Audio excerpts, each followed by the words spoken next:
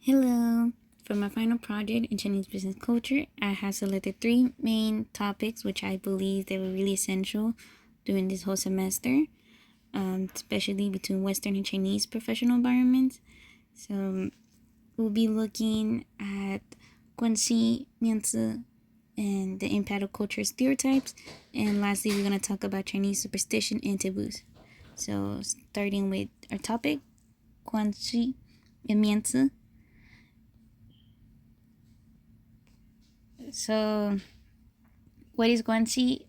Um, First of all, this is often translated as networking, but it really goes much deeper in that.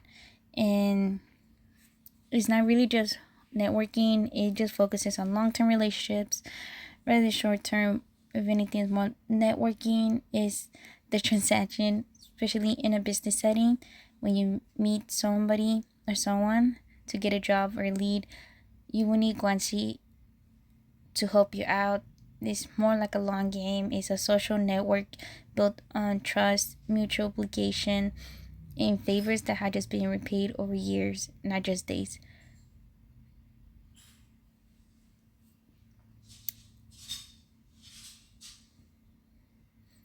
Now with Mianzi, they're almost related, but not really. Mianzi, also known as face, is literally just your social currency, your how you show yourself out there, your reputation, your dignity, your honor.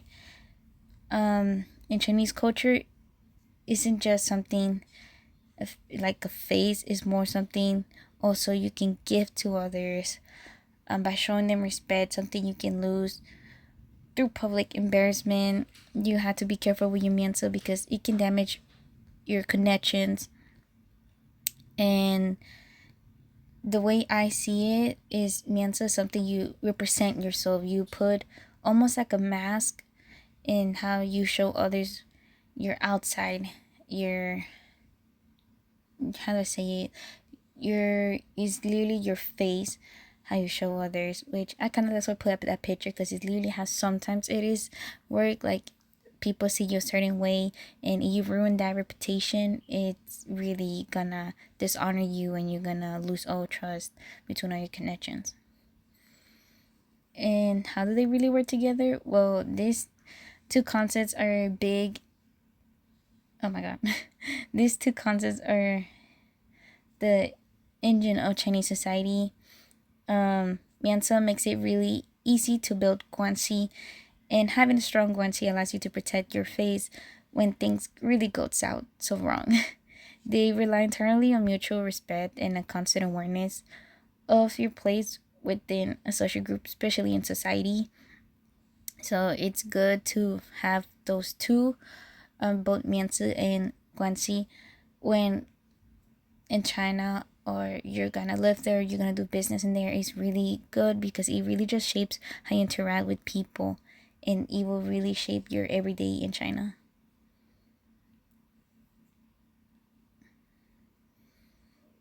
So I did a comparison with the Western culture, my culture. So if you look at the comparison here, Western business is often contract based and straight up direct. We grew up in America mostly to get straight to the point, while in China, the relationship is often in the contract. It's like the relationship is the contract, is how you build that connection between the two parties. And not only that, but communication is more indirect to protect everyone's reputation. And what I mean by that is communication in Chinese culture is not said directly. It takes some time even for a Chinese citizen to say if something's wrong. They don't want to mess up their face. While in Westerns, we just honestly, straight up, brutally would be like, this is wrong. No, no, no. But not only that, but also, at least it's harmonious, is prioritized over a blunt honesty. These both cultures, Chinese and Western culture, they value their relationships, but obviously China will emphasize more into harmony and a long-term trust. Well, the importance of Guanxi, so really, why does this really matter? Well, it matters because in China, Guanxi acts as the grease in the wheels of business. It makes cooperation, business deals, etc. smoother and helps resolve conflicts behind the scenes rather than just a courtroom or just sitting down and writing papers. It just helps resolve conflicts, and without it, you're just an outsider trying to operate in this straight up contract or in a system built on insiders. So Guanxi is really important because it just makes communication really easy, opportunities to open doors more out there, and it's just better to have Guanxi. Without Guanxi, business in China would be really difficult and would not even be able to do business because Guanxi is really important for Chinese people and especially when trying to make business deals. And similarly, why Mianzi matters? Well, Mianzi is mostly on behavior, the way you behave and interact. You'll notice the criticism is often really delivered privately and just straight up in the red. How we were talking in the previous slide about not Chinese people not being able to say it directly compared to Western culture. But this is not about Chinese people being secretive. It's more about they want to maintain harmony. They want to maintain peace. So they avoid embarrassing others, or trying to still show respect in a way that is not directly when it comes to something of a conflict. So you cause somebody to lose their mianza or lose their face in public, you have not just offended them, you most likely ended a business relationship, or they ended many connections just because of mianza being ruined. And maintaining a mianza would just help you keep a harmony relationship between your connections and in a business setting specifically. So the cultural difference in behavior. Um, and this is almost goes back to the previous slide where in Western culture, direct feedback is normal. We straight up go to the point, and confrontation will be expected. In America, managers might think they're being efficient by giving direct feedback in a meeting, or misunderstandings can happen, but it's kind of normal in Western culture to straight up go to the point. While in Chinese culture, a Chinese partner might see that as attacking somebody in public, specifically when giving feedback in a meeting. That won't really happen in a Chinese environment. So navigating these differences is clearly the key to international success and international business. So it's good to know these differences in behavior, when to give feedback, when to talk, when to do communication, because it's the only way to make business and to not cause misunderstandings in this environment. Significance in Chinese society. Well, Guanxi and Mianzi is rooted, really, really rooted into Chinese culture. Um, it's just success shapes interactions, and it maintains a harmony and respect across the whole nation. This is just not business tactics we're talking about. This is just deeply rooted cultural values that, like I said, maintain social order and respect. Um, they are the foundation of how the society functions as one, making China be China. So, what do I see the future of Guanxi Mianzi? Well, looking forward, business will continue to improve and will continue to use this Guanxi Mianzi. If anything, I feel it will be still continue to be more contract based, but it will continue to still try to create relationships with the other significant party. While for younger generations, I feel they will become more globalized in using formal contracts, but these practices and what they have learned, these are not gonna go away. I feel China, or mostly Chinese citizens, is keeps their roots, but they will have it modernized. So they're not really just involving in heavy tech or China improving in both society and the environment, um, but it will determine the opportunities the citizens or in general you will get. And Guanxi it will be the key for opportunity. So yeah, um, Guanxi means it will continue to evolve as their nation evolve. Together, they will create a modern China with their old values. So would I use these concepts? Well, I will adapt to those strong relationships. I do agree that relationships really makes it good in general, not only in China, but also in general in society, no matter what culture. I feel building strong relationships can help you during times of conflict, during times of pride. All those will really help you out. Respecting each other's reputation is also a good thing because we don't really have that in Western or Mexican culture. I feel respecting the reputation of one another will really help society in a way. But the one thing I won't do is avoiding all the communication. It's like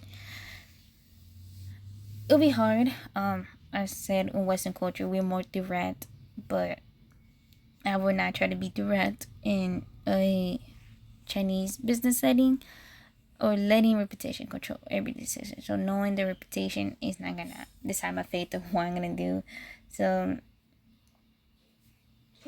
the mindset of Guanxi and the respect of Mianzi, I will be adapting those. But obviously I will be careful to not let the fear of losing my Mianzi to stop me from making necessary decisions, since the both of Guanxi and Mianzi is the way to find balance in literally in the world.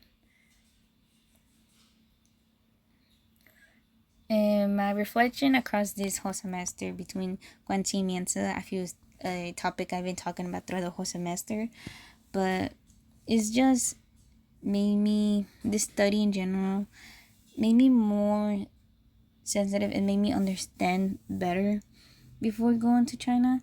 Whether I'm working with Chinese partners or just hanging out with friends back in America, um, I feel I'm able to communicate better, be able to respect my cross cultural situations, and just balance my honesty with sensitivity. Just understanding that little extra, it will go a long way into building a lasting bond with my connections, my friends, my family, etc. So, topic 2, I chose cultural stereotypes across nations. I feel this was a very interesting topic since it just shows stereotypes also not only in the business setting but also in society in China. So to start off, what are your stereotypes? Well, stereotypes, it's literally beliefs about a group of people. Um, Mostly are oversimplified beliefs that we use as shortcuts, or they might seem harmless to some people, but they really create positive and negative effects by using stereotypes. Um, Not only that, but it really affects how people see and treat others, which is really a bad thing in society because they create barriers that prevent us from seeing the reality of a culture of people from diverse backgrounds. It's really hard to see that. In this picture that I have used on the left side is like people saying, oh, women are not good at math, oh, women are emotional, engineers is always men, younger people are lazy. Stuff like that really attacks a certain group of people, but it's just society having beliefs that is just literally affecting people. So the negative stereotypes of Chinese people in the US, well, in the US we have a lot of negative stereotypes. The idea that Chinese people, or more so Asian people, look the same, or the model of minority, or that they're only good at math, that they eat dogs, or etc. This is just horrible. The stereotypes are really harmful. They're based on ignorance of the influence of social media.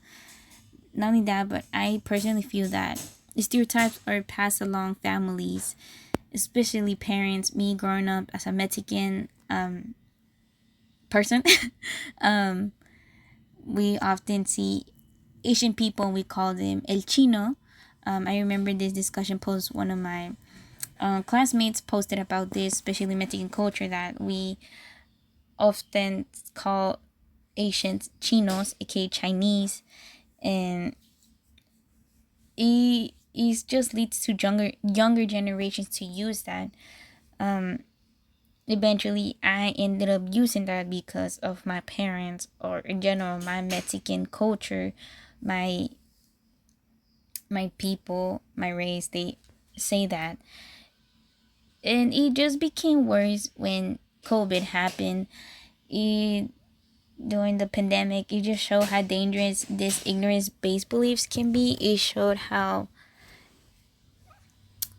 humans can be attacking Asians across the street, even worst case scenario, killing them due to their race, and it's just very horrible.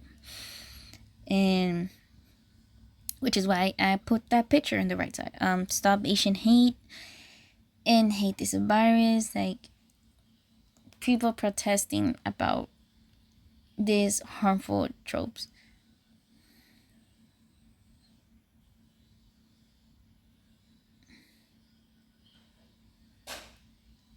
So why do stereotypes exist? Well, they exist because of a lack of exposure.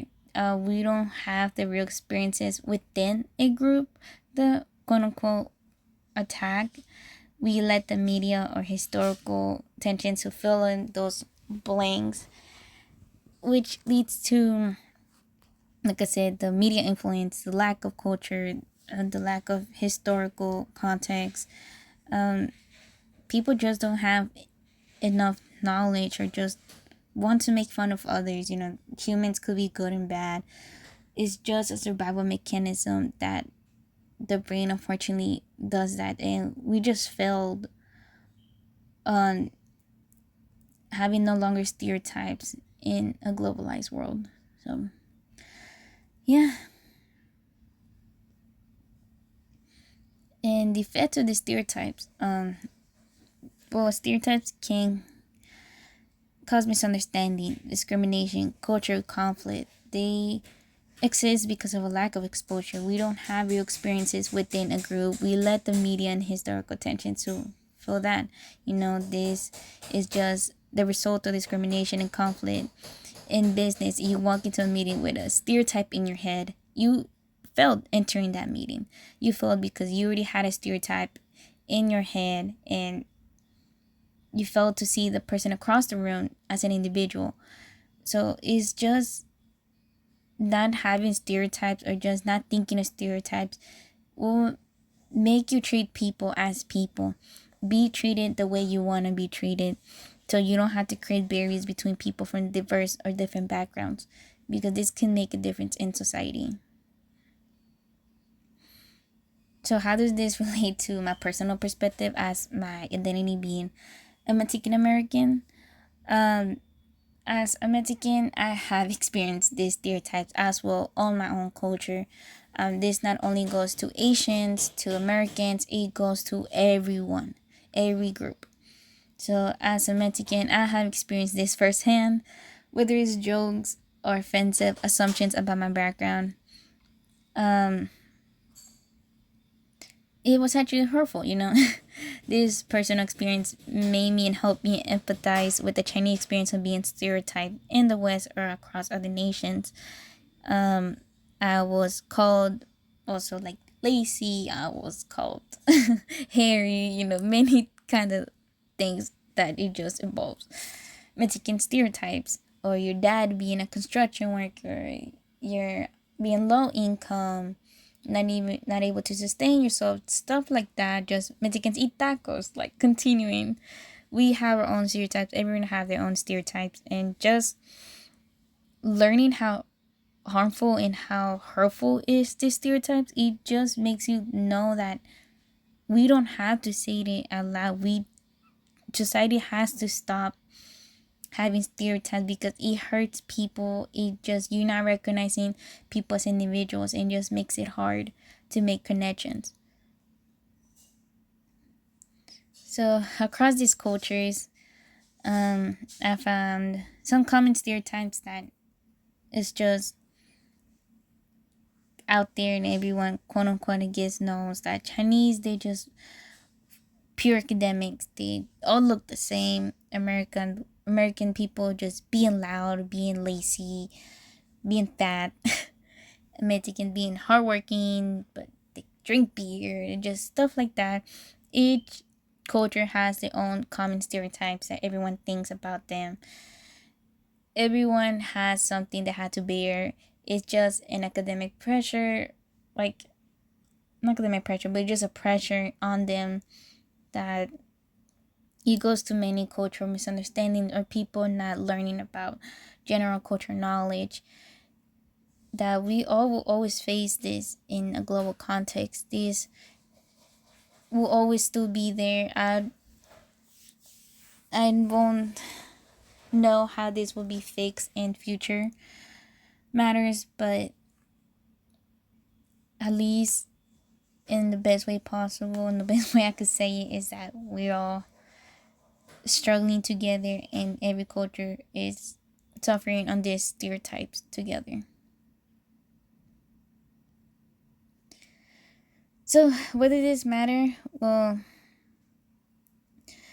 understanding the stereotypes, it just helps us be more aware, not judging others, building relationships, going to guanxi, improving communication with one another.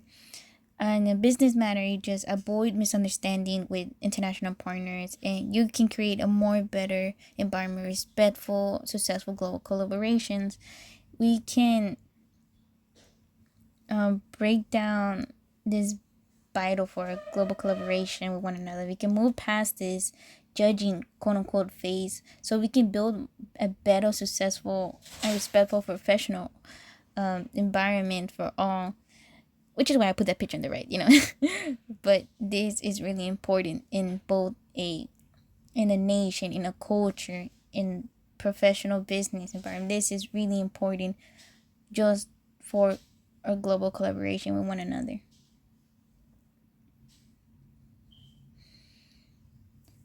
So how to avoid this negative characterization? Well, I feel everyone should literally just practice cultural awareness. We all have to think before we speak of those quote unquote stereotypes. Um, Respect our differences of one another, and just avoid assumptions. All this is easy to do. Is a person has to put their brain power to do this, but also we had to teach younger generations for to all make this happen. Like I said in my Mexican identity slide, where it just goes mostly onto your culture, the people around you, your parents. It just that kids will learn from their bubble. Kids will learn what they see, what they hear, and if we make a change of that, we'll be able to practice all of this cultural awareness, thinking, respect, assumptions. We'll be able to solve all this for our society and for a whole world. So would I change my behavior? Yes, it's been changed. I have been more committed to being more careful with my words, to think more before what I say. Usually, I am a person that I kind of say everything that's on my head, but it's still I won't I won't stop expressing myself, but I refuse to let these stereotypes of either others or mine that have been put inside my brain dictate how I treat people, how I treat others. So yes, on some changing those things of every person will just change the way you treat people and how you want them to be treated or how you want them to treat you. And this as a personal reflection, well, it just was a reminder, this whole topic of these stereotypes in Western or Chinese society or even my Mexican culture. There's just a reminder to represent my own culture. Don't be afraid to show where I'm actually from, to where my roots are from. This is just gonna help me or help in general understand more of a global perspective, respect everyone's identities, where everyone comes from, respecting my own culture better, literally being a student of the world for others, being a person that will want connections just as Guanxi, we want those deep connections. We want to have that around the world, and we'll just, let you not be afraid of who you are and what are you showing. Like Mienzo, your face, you not be afraid to show your actual real face. Um, so yes, things like that we gonna help improve the world. Understanding, oh my god, understanding these perspectives. But yes, that's usually why I put a picture on the left side. A woman with a Mexican flag. Yeah. And lastly, my last topic: Chinese superstitions and taboos.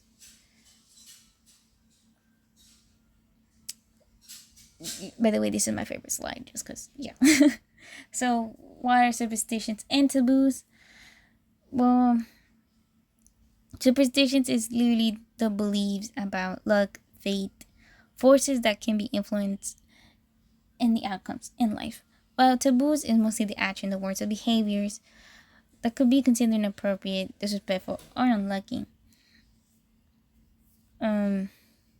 Which this all ideas, specifically in Chinese culture, has been rooted into their old Chinese history, language, and traditional beliefs, often connected to their homophones, which is words that sound alike but they have a different meaning, and also is a thing that has been passed through generations.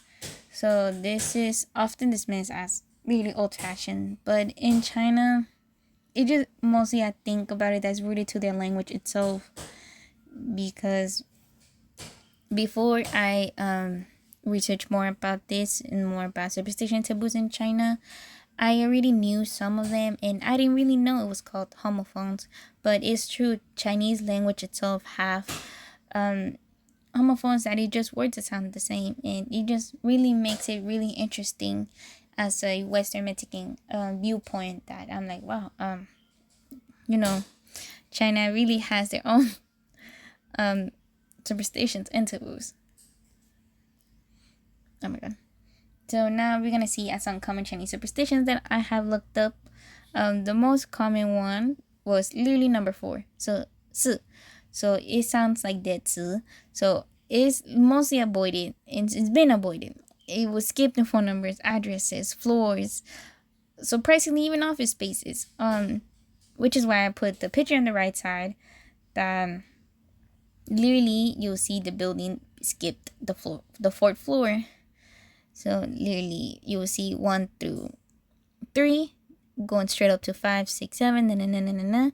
Then surprisingly they also skip 14. But at the end is something that they want to avoid, since it's literally just a belief of bad fortune, which makes Chinese citizens do this. And not only that, but I did not know the number 8 ba sounds like a wealth and prosperity, like fa. So is really highly desired business that surprisingly pay extra for phone numbers, license plates, or addresses with the number 8. I did not know that until I researched it. Another neat thing that I already knew, that the red color is mostly symbolizes luck, success, a protection, and in the business setting is used mostly in branding, packaging, grand openings. The red will be everywhere. And another thing I didn't know, zodiac year. So 本命年 can bring bad luck. People will wear red for protection, going back to red color. It symbolizes luck, a protection. They will wear red in a professional setting. Surprisingly, also will wear red in a business setting, which something I did not know. Now, gift giving taboos. Um, Gift giving surprisingly is very avoided in Chinese culture because of many meanings, many pronunciations of symbolism. I think, not trying to be like that, but I think this is why people would mostly will want to hear in Chinese culture. They will mostly send you specific fruits, or so to avoid all these kind of gift giving taboos. So, for example, so you have to really be careful in your gifts given. Like a, like for example, giving a clock is a major taboo because of the phrase "giving a clock" sounds like attending a funeral. So clock is zhong, and attending a funeral is song zhong. So literally sound the same. Sharp objects will mean cutting off relationships, symbolizing, you literally cutting it. So it will be really bad if you give that. Surprisingly, something I did not know. Shoes. Shoes sounds like evil. Did not know that. The most important one is that no matter how searched up, it says it's literally super important. Is such as giving an umbrella. It will suggest you want the relationship to separate. So umbrellas is san. Sounds like separation, san. So interesting. Or literally the wrapping choice, the wrapping white or black associated with funerals or mourning, and gifting sets of four. So let's say you're gonna give them 4 apples. You just bringing them unluckiness. You bringing them bad luck, bad fortune, just because obviously dead association, and you implied four. Yes, so really Chinese culture, they mostly avoid gifts and specifically item based because of all these taboos. So comparison with Western culture, we avoid number 13. It's just mostly a quote unquote, I guess, bad luck. It's never been an issue for me, but like I said, taboos and superstitions, it mostly comes through generations, people around you. Just in China, we avoiding number 4. Uh, but we're not as strict as, I mean, gifting gifts. We don't have really that many symbolism on gifts. Gifts the way we see just gifts compared to in Chinese is carries deeply many meanings. And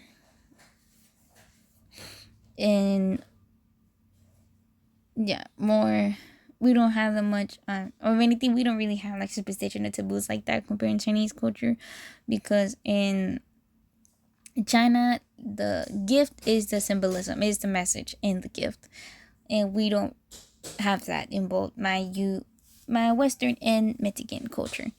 So yes, even though we may have superstitions, Chinese culture integrates more into decisions, events like business, holidays, gift giving, things like that. Chinese will just have deep meanings in the symbolism of the gift.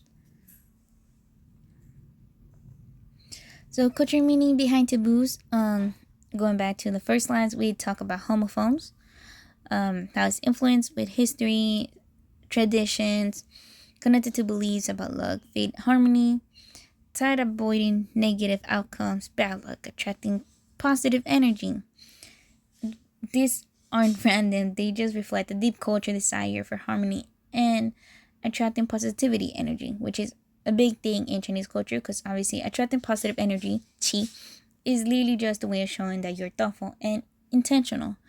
So yes, it's a good thing learning all these taboos, because if you give them a good taboo, a positive taboo, is that you're showing yourself as an individual that you study this and you know this thing, just as how we have actually in US flowers is also a big thing. If we give you a red flower means romance, if we give you a white flower that could mean prosperity.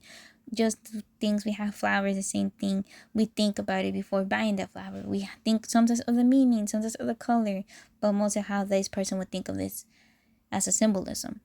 So this just reflects the way a person thinks as an individual of gift giving. So how is this really important in daily life? Well, gift giving is literally just choosing about appropriate items, appropriate numbers, just thinking of ways to give them something that is not gonna be inappropriate. So also in holidays and celebrations, think of the colors, think of the food, think of the ritual that's happening. And so this is a business class, obviously, in business ethics, thinking of also how influences your meetings, your opening, your partnerships. You got to think of all that. You show up to a grand opening with a gift wrapped in white or black, how we said. It's just the color morning. You want to know how to show up. You know how to pull up in the gift. So you show up to a grand opening with a gift wrap. You better make sure that it's red.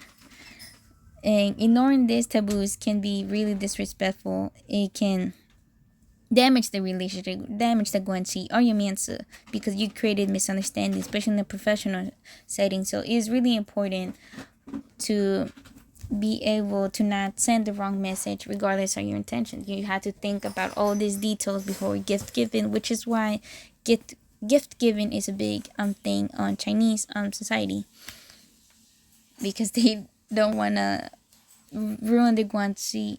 Oh my god, the guanzi. Oh my god, I'm tired. But yes. So the positive effects and the negative effects of this. Well, the positive things of having both on this. Oh my god, I'm looking. Have the positive effects of this is because it strengthens the cultural identity. It shares traditions that pass through generations. It keeps these beliefs alive for many years. These practices to keep going, adding symbolic meanings to everyday action and life. And it just encourages people to still be thoughtful before they give something. It's just something naturally in their behavior that will just strengthening the culture identity and just making everyday actions more meaningful and connected to their Chinese history. While in the negative effects, it just limits choices, creates many restrictions in life, can cause anxiety, can cause wrong decisions, or just horrible conflicted decisions, and it just can be confusing sometimes, especially for outside Western or outside cultures. Seeing this in the Chinese taboos and all this is just will be hard for other people to understand.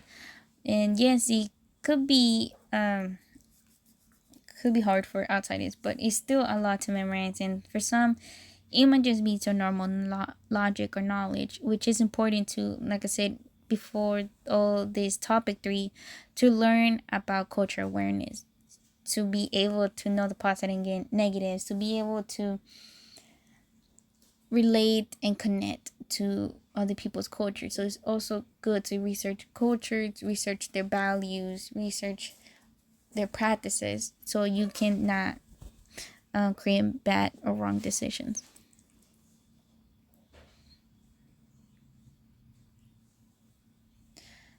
So, fabrications for future superstitions, it will always be important in modern China. China is improving, is improving technology, and the traditions have not died. Even though when China is one of the oldest countries out of their nations, it's still going strong. The younger generations will follow them, but as years goes by, it will be less and less strict. But they will always respect them, because obviously in Chinese culture, respect is a big thing over there. And yes, technology is improving and is just modernizing their traditions, such as the, I think, hongbao, which is the red envelope. Instead of physical red envelopes nowadays, people are now sending digital ones over like WeChat, um, which is interesting, but it's still going. The tradition is going more modernized, but at least the superstition will remain. These are just not disappearing. These traditions, these practices are not disappearing. They're just evolving as society is evolving and as a nation is evolving. So they will continue. All this will continue as long as it will continue, and the younger generations will let them to continue. So would I follow this? Yes, I will follow them because it just knowing and respecting these taboos, it will help you interact with others. Learning these meanings will help you avoid conflict in the future and will help me avoid conflict. I will be able to adapt to culture and behavior business settings. So if I'm working with this, I will absolutely respect all these taboos. It just shows that I did my homework and I practiced and I researched and I valued their culture. But the one thing I will follow is that I won't fully depend on all superstitions. I still also have my own beliefs. I still have my cultural respect, and I will need to balance that. So I won't let superstition ruin my own life. I will use it as a tool for respect, as knowledge, and something I can practice and learn. So ultimately, as my personal reflection is that this topic was also really important to me across this whole semester because it just shows more awareness and more respect into cross-cultural situations, avoiding accidental conflict, making me be able to interact with my friends, especially international friends, understanding their meanings behind traditions and behavior. It's just shown me that these small actions like the color of a gift wrap or the number of an item in a box can really have a massive cultural weight. Being aware of all that will make me be a better communicator, and it just will make me be a more respectful global citizen. Will literally help me connect to people. So it's better, going back to what I said, it's better to learn about culture, learning their values, their practices, everything, because this will help you make connections, just as we talked about during the whole presentation. Will help you deepen those connections, have the respect of people across diverse backgrounds, because all these small actions can have a big impact and a big cultural meaning, and it would just make a big change. So to wrap it up, about understanding Guanxi, Mianzi, these stereotypes, these traditions like the taboos, the superstitions, all these three pillars that I thought it was a big thing in the semester, is literally just a way of sitting in, not only living in China, but also making and doing Chinese business, which will help you in the future. So if we learn and we study it now, it will help us or anyone that wants to do business or live in the future. So yeah, thank you. This was my presentation and with my three topics. Thank you for your time. 再见。